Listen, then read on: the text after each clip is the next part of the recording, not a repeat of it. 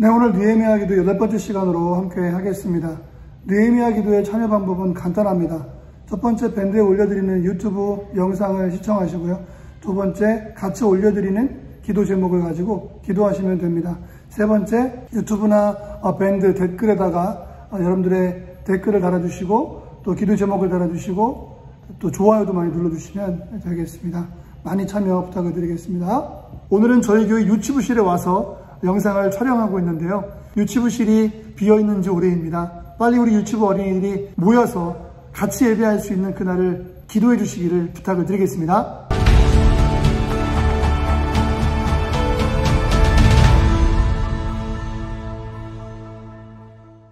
오늘 말씀은 사도행전 12장 5절로 12절 말씀입니다. 이에 베드로는 옥에 갇혔고 교회는 그를 위하여 간절히 하나님께 기도하더라. 헤롯이 잡아내려고 하는 그 전날 밤에 베드로가 두 군인 틈에서 두 쇠사슬에 매어 누워 자는데 파수꾼들이 문 밖에서 옥을 지키더니 호련히 주의 사자가 나타나매 옥중에 광채가 빛나며 또 베드로의 옆구리를 쳐 깨워 이르되 급히 일어나라 하니 쇠사슬이 그 손에서 벗어지더라.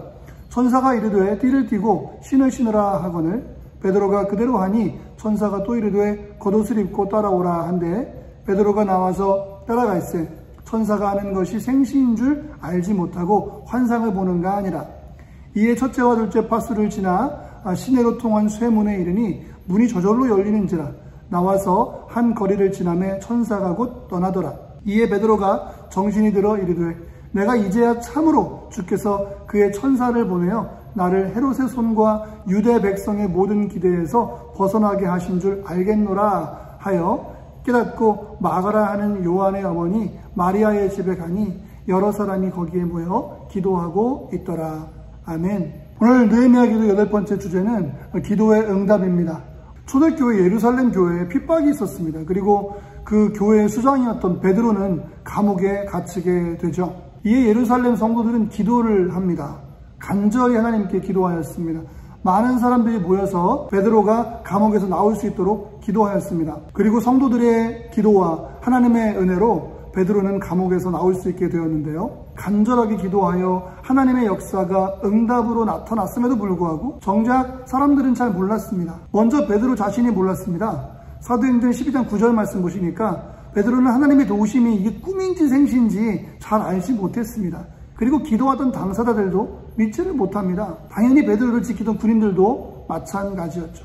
11절 말씀 보시면 베드로는 이제야 참으로 알겠다 고백을 하였습니다. 무엇을 알겠다는 말입니까? 하나님께서 자기를 살려주시고 건져주셨다라는 사실을 알았던 것입니다. 하나님께서는 사람이 행할 수 없는 방법으로 베드로를 구해주신 것입니다. 기도는 사람이 합니다. 하지만 응답은 하나님께서 하십니다. 그렇다고 기도가 우리의 공로가 되지는 못합니다. 왜냐하면 우리가 기도할 수 있는 것은 바로 하나님의 인도하심이 있기 때문에 그렇습니다. 이렇게 기도의 시작도 하나님의 응답도 하나님의 능력으로 이루어집니다. 그 안에서 저와 여러분들은 큰 유익을 누리게 되는 것이죠. 큰 축복을 받게 되는 것입니다. 사람의 지식의 범위에는 한계가 있습니다. 그래서 우리의 지식의 범위로 기도하는 것은 너무 제한적이고 너무 부족합니다. 특히 기도는 영적인 사역이고 하나님의 능력에서 시작되는 것이기 때문에, 그리고 하나님께서 응답하시는 것이기 때문에 영적인 민감함이 우리에게 필요한 것입니다. 기도는 반드시 응답됩니다. 우리는 기도하면서 실망할 때가 많이 있습니다.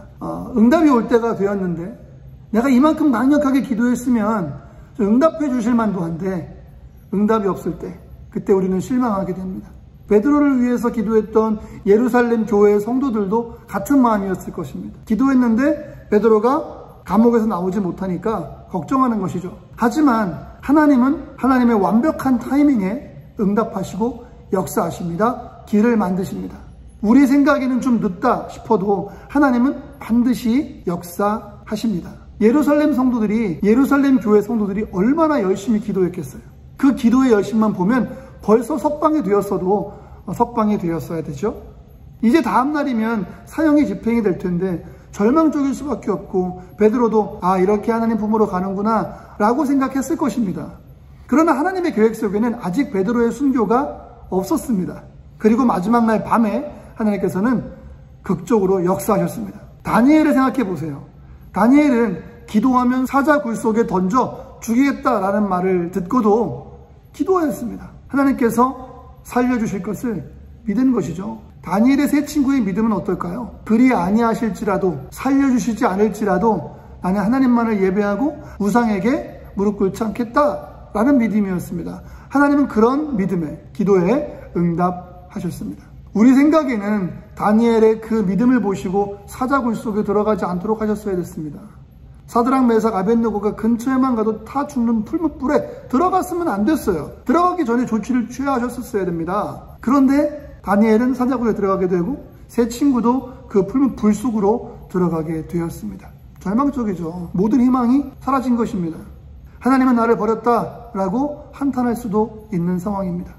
하지만 하나님이 원하시면, 하나님이 응답하시면 사자굴이 그리고 풀무불 속이 하나님과 함께하는 지성소, 성전, 거룩한 곳이 될 수 있음을 우리는 기억해야만 합니다. 하나님의 응답은 완벽한 타이밍에 이루어지는 것입니다. 그러므로 우리는 기도하고 급하게 포기할 것이 아니라 기도하고 또 기도하고 또 기도하면서 영적으로 깊어지고 성숙하고 주님과의 거리를 더 좁혀가면서 친밀함을 유지하는 성숙함을 보여야만 합니다.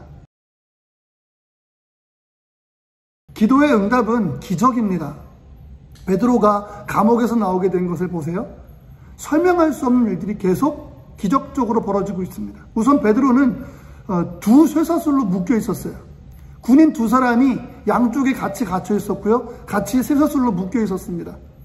문 밖에서는 파수꾼이 지키고 있었고요. 그런데 오늘 7절 말씀 보시니까 쇠사슬이 저절로 풀립니다. 10절 말씀 보시니까 철문이 저절로 열리는 거예요. 사람의 능력이 미치지 않는 영역인 것입니다. 그런데 하나님께서는 그렇게 응답하고 계시는 거예요. 하나님이 일하시기 시작하면 불가능은 없습니다. 그러므로 기도하는 사람들은 문제 해결 방법을 알아야 하는 것이 아니라 문제를 해결하시는 하나님을 알아야만 합니다. 문제 앞에 작은 내 자신을 볼 것이 아니라 문제를 해결하시는 하나님 아버지, 문제 앞에서 더 커지는 하나님 아버지를 바라보아야만 합니다. 내 능력 속에 하나님의 능력을 가두고 제한하지 말아야만 합니다.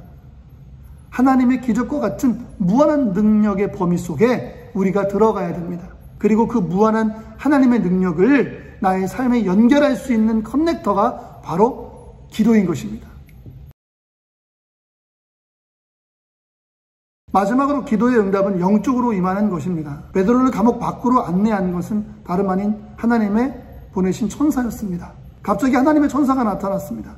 그리고 천사가 그 길을 안내하였고 베드로는 그 천사를 따라갑니다. 사실 베드로에게 천사는 알 수 없는 존재였죠.